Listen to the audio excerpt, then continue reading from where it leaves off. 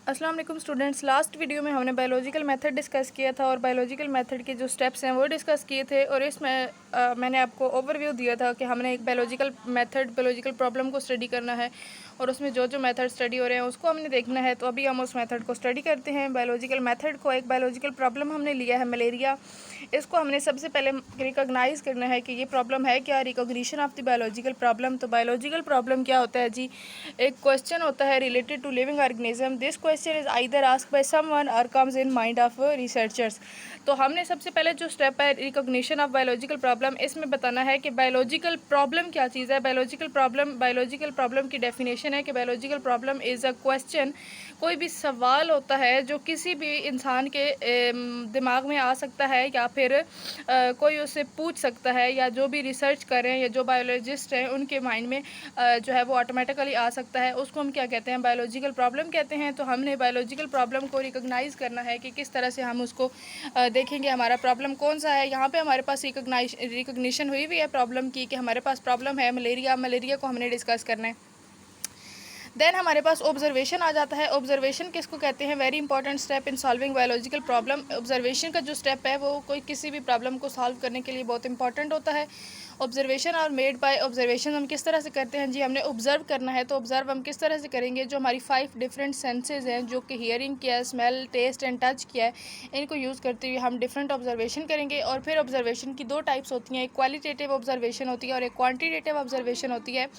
Qualitative observation में हम quality को देखते हैं, एज नेम इंडिकेट्स है कि इधर जो भी चीज़ है हमारे पास उसकी क्वालिटी क्या है। और क्वालिटेटिव ऑब्जर्वेशन जो है वो किसी भी चीज़ की क्वालिटी को डिस्कस करते हैं, डिस्क्राइब करते हैं। लेकिन क्वांटिटेटिव ऑब्जर्वेशन जो होते हैं हमारे पास, वो क्वांटिटेटिव किसी भी चीज़ की क्वांटिटी को डिस्कस करते हैं, डिस्क्राइब करते हैं कि जो भी हम चीज़ यूज़ कर रहे हैं उसकी हमारे पास जो क्वांटिटी है वो कितनी है। और क्वांटिटेटिव ऑब्जर्वेशन क्या होते हैं? उनकी एक मेजर्ड वैल्यू होती है। उसके बाद हमारे पास क्वांटिटेटिव ऑब्जर्वेशंस क्या होते हैं? मेजरेबल होते हैं और इनवेरिएबल होते हैं, expressed in terms of numbers, so are more accurate. जो क्वांटिटेटिव होते हैं वो ज़्यादा एक्यूरेट होते हैं, लेकिन जो क्वालिटेटिव होते हैं वो मेजरेबल नहीं होते और वो इनवेरिएबल नहीं होते। और इसके बाद उनको हम क्वालिटी को हम नंबर्स में मेजर नहीं कर सकते। इधर क्वांटिटेटिव को तो हम बोल सकते हैं कि ये 2 kg है, लेकिन क्वालिटेटिव को हम नहीं बोल सकते कि ये 2 kg है या ये इसका जो वेट है वो इतना है, etcetera.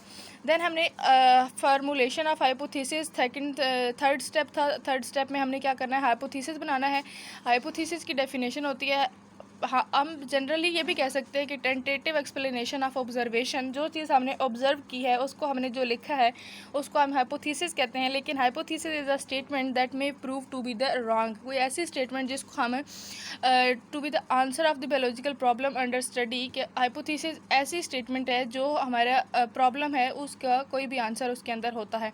Hypothesis is a tentative explanation of observation that might be true. जो कोई भी हाइपोथेसिस जो होता है वो ऐसी होती है, टेंटेटिव ऑब्जर्वेशन जो हमने की है उसकी ऐसी एक्सप्लेनेशन होती है जो कि ट्रू भी हो सकती है। लेकिन हाइपोथेसिस जो है वो कंफर्म नहीं है कि वो ट्रू हो सकता है या फिर रॉन्ग हो सकता है, क्योंकि हाइपोथेसिस की ये कैरेक्टरिस्टिक्स है कि हाइपोथेसिस को हम रॉन्ग भी प्रूव कर सकते हैं। देन हमारे पास आ जाता है hypothesis should have following characteristics. Hypothesis की ये क्वेश्चन इंपॉर्टेंट है कि हाइपोथेसिस की कैरेक्टरिस्टिक्स क्या क्या होनी चाहिए। हाइपोथेसिस को एक जनरल स्टेटमेंट होना चाहिए। इट शुड बी टेंटेटिव, मतलब ब्रीफ आइडिया होना चाहिए। It should agree with the available observation, जितनी भी ऑब्जर्वेशन है उस सब से एग्री करता हो। और it should B testable and क्या कहते हैं हमारे पास है पोटेंशियली फॉल्सिफाइबल, कि उसको हम टेस्ट किया जा सके और गलत साबित किया जा सके, ऐसा होना चाहिए। देन हमारे पास डिडक्शन है। Deduction are the logical consequences of the hypothesis. जब हम लॉजिक्स देखते हैं, जो हमारा कॉन्सिक्वेंस आया है तो उनको हम डिडक्शन कहते हैं। हम कोई ना कोई एक स्पेशल रिजल्ट देते हैं, उसको हम डिडक्शन कहते हैं।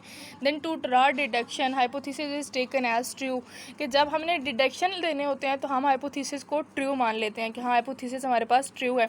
Deduction involve if and then logic. Deduction जो है वो हमारे पास 2 टाइप्स की होती हैं, वो आप लोग आगे जाके पढ़ोगे। एक डिडक्टिव इंडक्टिव रीजनिंग और एक डिडक्टिव रीजनिंग, और इसमें इफ एंड देन की जो लॉजिक है वो यूज़ होती है। इफ़ एंड देन में आप क्या करते हो, इफ़ एंड देन की एग्जांपल अगर हम इस तरह से लें कि if all birds have wings then sparrow is a bird and sparrow would have also wings. इसी तरह आप डिडक्टिव और इंडक्टिव दोनों को जब करोगे तो स्टेटमेंट हमारे पास चेंज हो जाएगी इफ़ एंड देन की। देन हमारे पास एक्सपेरिमेंटेशन आ जाता है। एक्सपेरिमेंटेशन क्या होता है जी, ये भी मोस्ट इंपॉर्टेंट है। इसमें आप एक्सपेरिमेंट करते हो, जो आपने हाइपोथेसिस दिया है वो उसको चेक करने के लिए कि वो ट्रू है या नॉट ट्रू है। तो हमने क्या करना है, deduction drawn from the hypothesis and subjected to the rigorous testing. वो क्या करते हैं जी, आप फर्दर टेस्टिंग के लिए भेजते हो और through experimentation biologist learn the hypothesis is correct. Different experiments करने के बाद बायोलॉजिस्ट ये डिराइव करते हैं, इस रिज़ल्ट पे पहुंचते हैं कि जो हमारे पास हमारा जो हाइपोथेसिस था वो क्या है जी, करेक्ट है। देन हमारे पास समराइजेशन है, समराइजेशन ऑफ रिजल्ट्स है। समराइजेशन में हम क्या कहते हैं कि बायोलॉजिकल गैदर्स एक्चुअल